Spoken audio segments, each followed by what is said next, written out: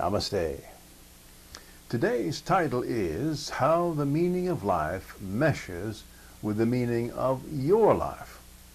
What's the meaning of life, Dr. Bob? Asked Chuck. Chuck was a man in his late 30s who was recently divorced. He now saw his 2 children on weekends and alternating holidays. He was neatly dressed in faded blue jeans and Western-style shirt. He was manager of the local farm and feed store. To be happy, Chuck, was my answer. Yeah, I knew you were going to say that, said Chuck. He had been attending for some time the community I led. He was familiar with my philosophy. But what's that got to do with me? I mean, my day-to-day life. I think I know an answer, but I'm not sure. What's your idea? I asked Chuck. Always good to let the counselee answer if they can. Helps them to own their own ideas and statements. Well, I think it means that when I find happiness, I will spread that happiness by beaming my bliss into the world, and spreading that happiness. As I spread that happiness, I will reinforce my own inner happiness and my outer worldly happiness. I couldn't have said it better myself, I said. Chuck said, you have said it often enough, Dr. Bob.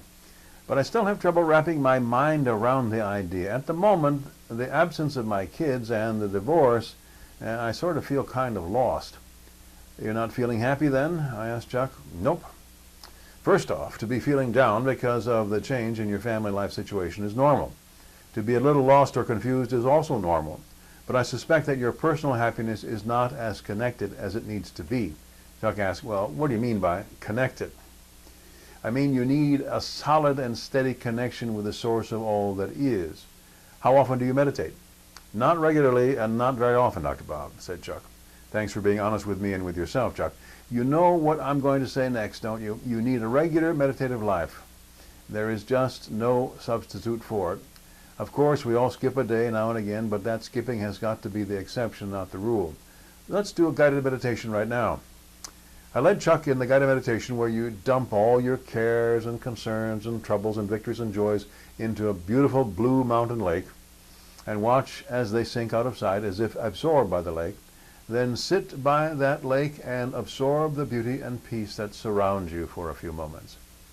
Most everyone comes away from such a meditation refreshed and feeling happier. How are you feeling now, Chuck? I asked. He said, it's awesome. I feel a lift after just that short time in meditation. Now what do I do? What do you feel like doing? I asked. I feel good enough to text my kids and see how they are doing. I said, you see the carryover. You feel a noticeable bit better, and you want to share yourself with your kids.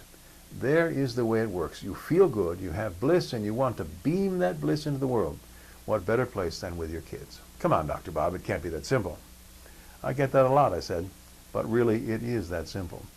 Chuck and I shook hands as he rose to leave. He was pulling his cell phone from his pocket as he walked through the door of the office. It is that simple. Develop a real and regular connection with the source of all there is. The meditative arts are the way to go in that, in my opinion. Then, when you are feeling exuberant to one degree or another, use that enthusiasm to beam your good feeling into the world. Go to it.